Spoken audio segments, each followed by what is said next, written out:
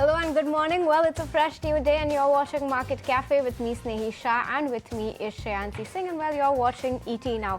Lots of excitement about the elections, yesterday after the poll outcome. Not very similar, in fact, completely contrasting to the exit polls that we had seen. And defying these exit polls, the opposition stuns the BJP in vital states, resetting India's political landscape. PM Modi's Bharatiya Janata Party failed to clinch to a national majority after major losses in key states like Uttar Pradesh, Maharashtra as well as West Bengal. Regardless, the BJP has emerged as the single largest party in the Lok Sabha, albeit falling short of its performances from 2014 and 2019. The BJP is still likely to form the government but will now be dependent on key support from its allies. Here is an excerpt of what PM Modi had to say after they clinched the third term of majority last evening. Listen in. आज बड़ा मंगल है और इस पावन दिन NDA की लगातार तीसरी बार सरकार बननी तय है। तीसरे कार्यकाल में देश बड़े फैसलों का एक नया अध्याय लिखेगा और ये मोदी की गारंटी है। भारत को दुनिया की तीसरी बड़ी इकोनॉमी बनाने के लिए एनडीए सरकार पूरी शक्ति से काम करेगी। भाई और बहनों, आज का भारत वैश्विक समाधान का हिस्सा भी बन रहा है।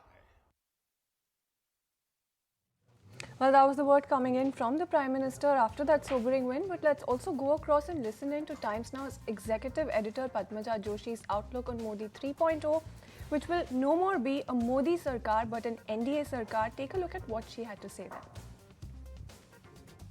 It's Modi 3.0, but this time around, instead of Modi Sarkar, it's going to be an NDA Sarkar. And the reason is that on its own, the BJP hasn't managed to cross the halfway mark of 272, which basically puts two parties in the driver's seat. They are going to be critical to the alliance. The first is the TDP of Chandrababu Naidu, which also, by the way, has swept to power in Andhra Pradesh assembly elections along with the Jan Sena and the BJP. And the second party is Nitish Kumar's JDU. Where do the other parties stand? Remember, Rahul Gandhi had said that it's going to be 295 for INDIA, but the alliance together, the opposition alliance together, hasn't managed to get anywhere close to that mark. The Congress on its own is at 90, and the opposition alliance is somewhere in the vicinity of 250 itself, not managing anything close to the number needed to form the government. What does this do then? Basically, through the day, there were overtures made to these two major parties, the JDU and the TDP. Sources suggested that people had called up Nitish Kumar and offered him the Deputy Prime Minister's post. However, Nitish Kumar has not reciprocated the gesture. The second outreach was to Chandrababu Naidu, where the Congress said that we are willing to grant special status to Andhra Pradesh, a long-standing demand of Chandrababu Naidu for his home state. If INDI comes to power, if they form the government, then a special status is guaranteed. Again, Chandrababu Naidu hasn't reciprocated that gesture either. In fact, he has acknowledged Narendra Modi's congratulations on platform X, and there is going to be a coordination meeting of the NDA as well. Reports suggest that Chandrababu Naidu could well be made the convener of the ruling alliance. However, what could happen in the next few days is that the bargaining power of these parties will now be greatly heightened. Will that also reflect in the way that the portfolios are distributed? Who becomes a minister in the union cabinet? We'll be keeping a close watch. All right, Padmaja, thanks so much for that. Meanwhile, my colleague Sumit Chaturvedi gave us a gist of what PM Modi's first lines were after clinching the third-term government and what are the next steps for the government. Listen to what he had to say.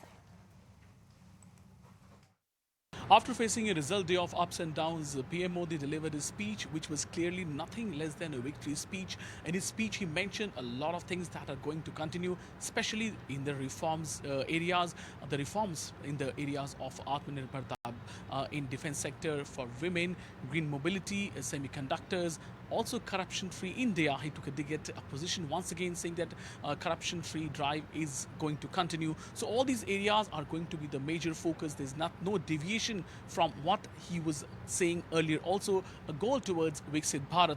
He also mentioned their performance, BJP's performance in Odisha and overall NDA's performance in the country. So they're not taking it lying down, and it's quite clear that NDA is going to clearly once again stake the claim to form the government at the center.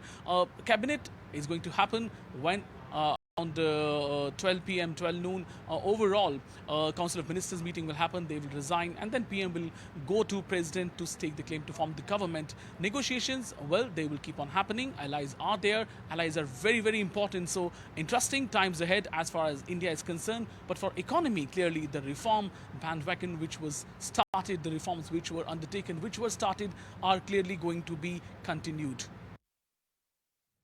All right, thanks so much for that update. Interesting times indeed. But now let's also go. If you like this video, then like, share and subscribe to ET Now.